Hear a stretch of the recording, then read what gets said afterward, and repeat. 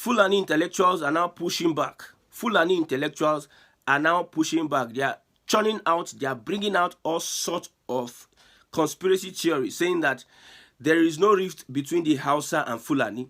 They are threatened by the fact that most people are now waking up. Their eyes are open to the gimmicks, to the manipulations that they have been using over the years. Their updates don't cast. Many people from the Middle Belt are rising up and saying that we want a separate state. We need to restructure northern Nigeria to the benefit of all. Most intellectuals in the north are Fulani, and they are using their office and their power, coming out to speak and say that there's nothing like Fulani Hausa crisis, that we are all one. Islam united us. We are together, bound by Islam, the biggest unified tribe in Nigeria. So there are questions that we are asking. We have been asking since morning. Nobody don't answer us. So if you're a Fulani and you're watching this broadcast, please answer this question. How come two tribes are coming together? One is benefiting more than the other tribe. One is oppressing the other tribe. For instance, over 80% of the emirs in the north part of Nigeria are Fulani, but the population of the houses are much more than the Fulani, times 3 of the Fulani. How come? How come that it is the Hausa that controls the political power in the north? How come it is the Hausa that are the ones that are educated in the north? Sorry, how come it is the Fulani, that they are the ones that control the political power in the north? How come it is the Fulani they are the ones that are educated in the north? They are the ones that control the traditional institutions in the north. They are the ones that even control the religious institutions in the north. Two major tribes are coming together, and one is benefiting off the other tribe. And you say there's no religious or economic conflict between the Hausa and Fulani. It is glaring. Tell me an Hausa governor in the northwest. In the whole of northern Nigeria, how many governors are Hausa? But we know that there are 3 major tribes.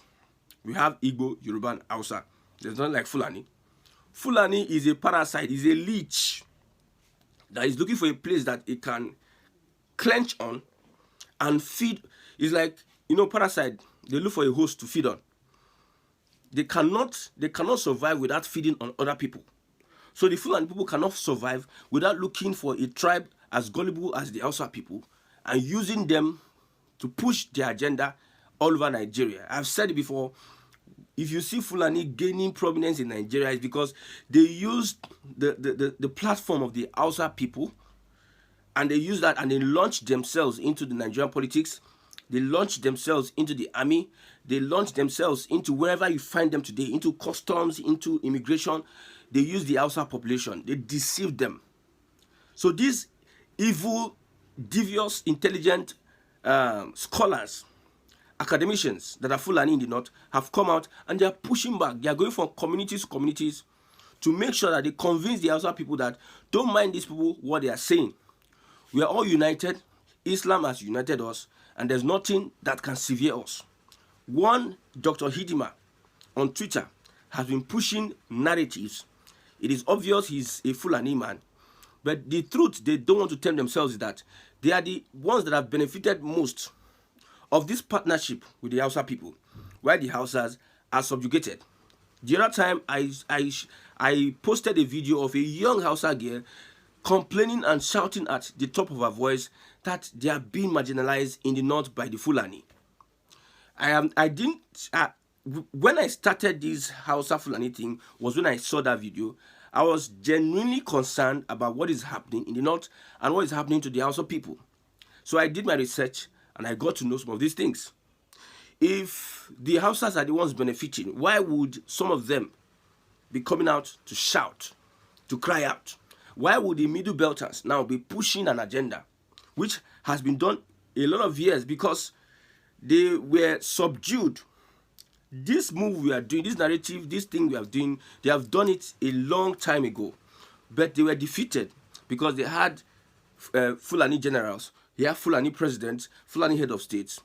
The creation of states by some of these Fulani guys or some of the Nupe or the Kanuri guys, was to defeat any move by anybody to come together and push the Fulani away. Look at the creation of states in the north, especially Southern Kaduna. Southern Kaduna does not really have ties with Northern Kaduna as it were, but they have to lump them together in one state.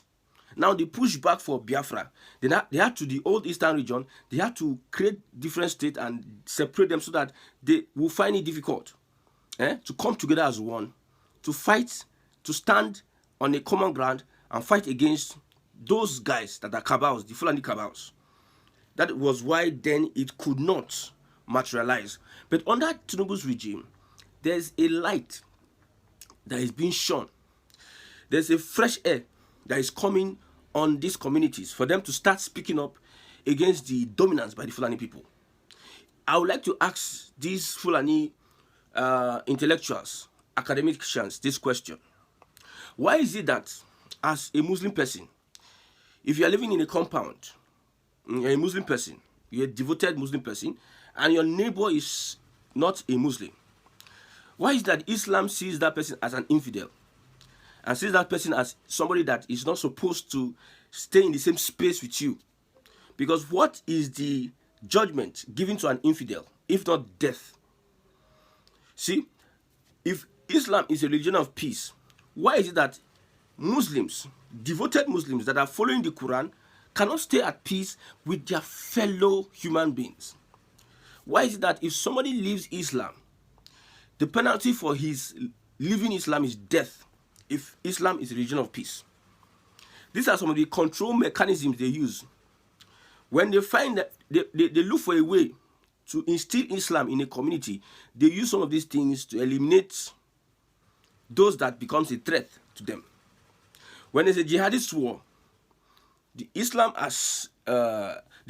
Quran gives them the space and opportunity to hound somebody who is not a Muslim.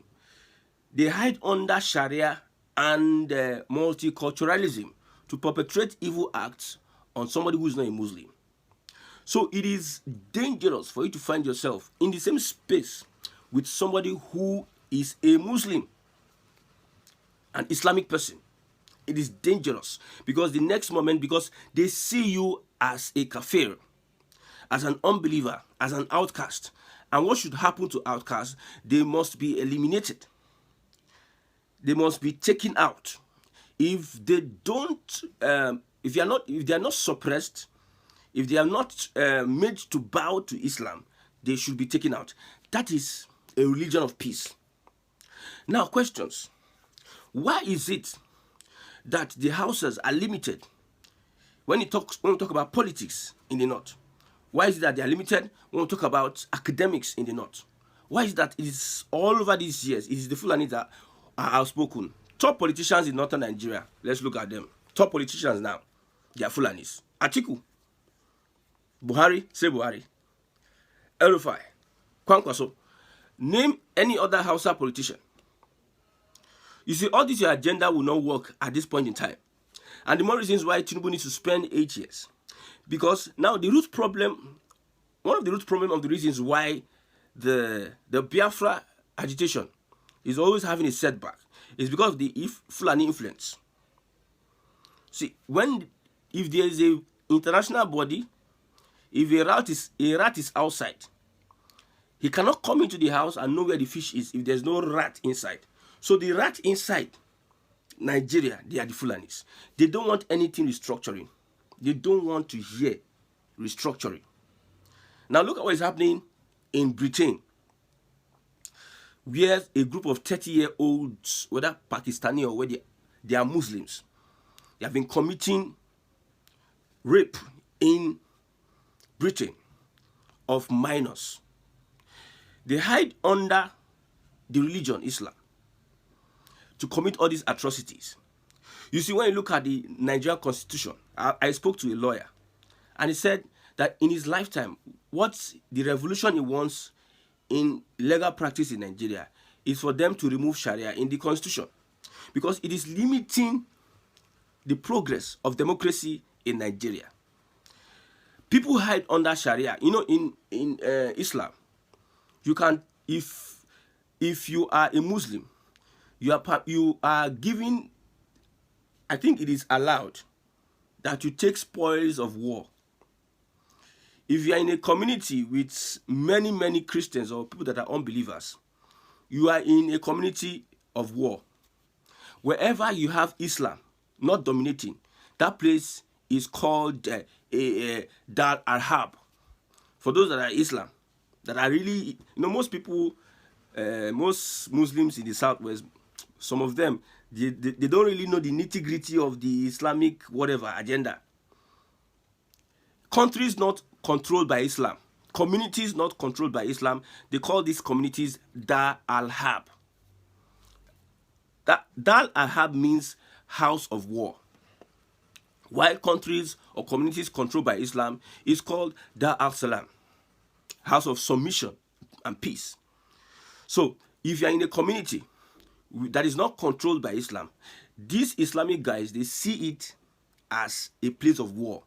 So in a place of war, you might, the religion allows that you might take spoils of war, slaves, and sleep with them. You might take young girls and do, so far they are unbelievers. So far you are in Dar al-Harb, a place of war. Anything can happen. The more reasons why it is risky that we have Sharia law implementation in Nigeria. So now, for instance, you bring Sharia to the Southwest, and it is there's an issue going on in the UK. Some young men are getting away with some of these rape cases because of multiculturalism, because of the presence of Sharia in those states. Imagine you are bringing Sharia to the Southeast, and you take a 13-year-old girl and you rape the 13-year-old girl against her consent, and you are telling me that you are applying Sharia. So they bring in Sharia to excuse for the atrocities they want to commit on humanity. That's why most of them don't want to submit to democracy and to secular law. Secular law, civil law, if you are caught with somebody who is below 18, my brother, your own jail will not be here. If you are caught with rape, it is almost capital punishment. But these Muslims, these Islamic fundamentalists, they want to shy away from civil cases, from the civil law, the law that's the secular law. They want to bring in Sharia law so that they can be perpetrating all these their evil acts. You see, there are some things you update over time. If Prophet Muhammad married or committed to a young lady, then it should not be permissible now. You are bringing old archaic tradition. You want to still implement a archaic tradition now. I'm bringing forth these things is for us to understand the true nature of these guys that are pushing the Sharia agenda. They want to use it to dominate you. They want to use it to carry out their evil acts, which will eventually lead to war. If you see those Sharia guys in Kano moving up and down, when they see that you are not Muslim, you know what they see you as? A gunner. We are all in the same country, in one country together. Because I'm a Christian, somebody is seeing me as a gunner, as a kafir. That's somebody does not even like my existence until I join his religion. Is that not crazy? I'm just on my own doing my business. Somebody is just offended by my existence. That is what Islam represents. I tell you of a truth. That's more reasons why we should not allow any of these practices into our communities and societies. It's just like a virus. When you just bring in one tip of the virus, it will infect the whole body and eventually bring down the whole body. That is what is happening. I have said it that it will be very, very difficult for the Hausa people to liberate themselves from the Fulani. They have brought in Sharia, they have brought in Islam, and that Islam practice is that of dominance. And the people that are the ones on it are the Fulani. They are the emirs. They are the traditional rulers. Why can't an Hausa man become an emir or sultan of Sokoto? Why can't it? Because they know that they are the ones that should be there because it is a tool in their hands. They will not allow that tool, that traditional religious tool, in the hands of an Hausa person or somebody else. So it is the Fulani's tool. That's why a Fulani should be the Sultan of Sokoto, who is seen as the Muslim head in Nigeria, and also Emir, because that's the tool. The Fulani should be in charge of politics, because that's a tool. They should be at the head, using that tool to manipulate and control people. I can't be in a country or in Biafra land. Well, when we get Biafra, all this one, we no need to eat the pull ring light, they talk long talk. They know their boundaries, they know their limitation. I wish the Igbos were the Hausas. They don't hear them. I tell you gospel truth. They go don't hear them. All those their updates, their manipulation tactics they are going to bring, that an unbeliever is not fit to hold public office. An unbeliever needs to convert first. Your Sarki is an unbeliever. He needs to convert first before he can become Sarki. But for now, let him. When the Sarki resist, they kill almost all the Sarkis in northern Nigerians that are Hausas, and they now put the Fulani. They use that one to use back door. Most people are converting from Islam to Christianity on a daily basis. They are afraid to come out. But just one or two persons convert, maybe however they convert the person. One or two persons will just convert. They will now bring it on social media. Mashallah, inshallah, a brother from Southeast have converted to Islam. If you leave Christianity, there's no penalty for you leaving Christianity. But if you leave Islam, in quote, religion of peace, the penalty is death. That is a religion of peace. Oh. I tell you, that is a religion of peace.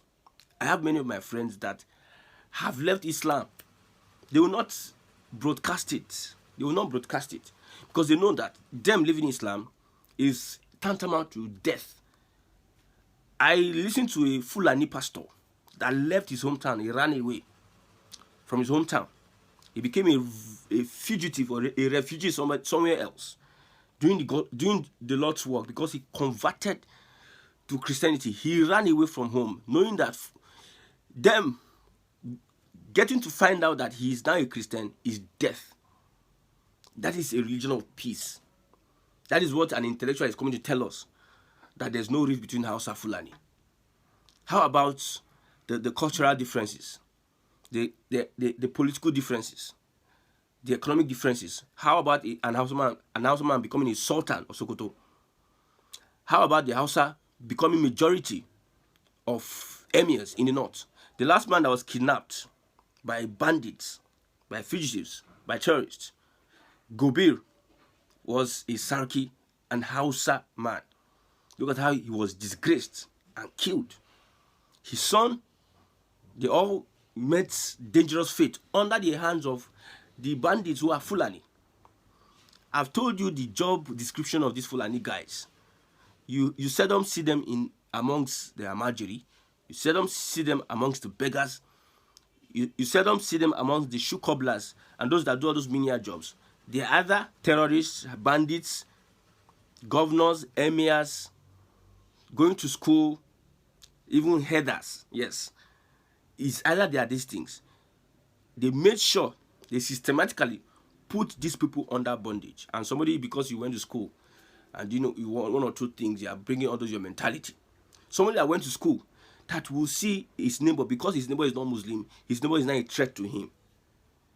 If you want to convert somebody in Christianity, we use love. We pray for you. If you are a non-Christian, how do we convert you? We pray. We show you God's love. You even are our best friends. We find ways to preach to you about the kingdom. We use love to convert. We show you the love. You see the love in us. You see our life. And that's how you are converted. But it is different from the Muslims. They already see you as a condemned person. So when there's a jihad word, they come for you to kill you. Accept Islam or die. That is the conversion. If you want to get into this position that we have privilege to, accept Islam. If you don't accept Islam, you're not getting this opportunity. They use subtle means to tell you that you cannot get to this place until you accept Islam. That's how they convert. Look at these two religions. Which one is religion of peace? Tell yourself the truth. Which one is actually religion of peace? Let's not deceive ourselves. This 2025, the narrative, there will be a significant change when you talk about restructuring in the whole of Nigeria. There will be a significant change. You have been there before, but at this point in time, you see, the North, they are regretting. How come do we allow this Southern presidency? They are giving us big problems. We now have a Southern president, and it's now changing everything for us. We have a Southern president, and he's now restructuring, spoiling our show. You just relegate us, making us look insignificant. You see, the voting bloc 2027 will be a different. The Fulani would be incapacitated. They will be isolated. I tell you, they will be incapacitated and isolated. At the end of the day, it will not be business as usual. Once again, we are saying no to Sharia in the Southeast and the Southwest. We don't want Sharia in the Southeast, the Southwest. The Constitution, after the tax bill, there will be census. After census, there will be constitutional amendment. Then everybody will now have to stand on the same page. We are not on the same page with these Fulani guys, with the people running Sharia. Because anywhere you find Sharia, Sharia will not rest until it dominates, until it subdues you. Look at Syria. Antioch, where the children of God were first called Christians, is in Syria. But Syria is a Muslim-dominated country. The Christians there are finding it difficult to carry on with their faith. Because wherever you see Islam, no other religion should thrive. They use blood and sweat and everything to make sure no other religion thrives. So, Mr. Hidima, what narrative you are pushing does not hold water. We don't care how many citations you have done. I don't care how many degrees you have gotten. With all your degrees, Northern Nigeria is not progressing. So that does not matter here. What matters is nationalities, ethnicities want to restructure. That is what matters.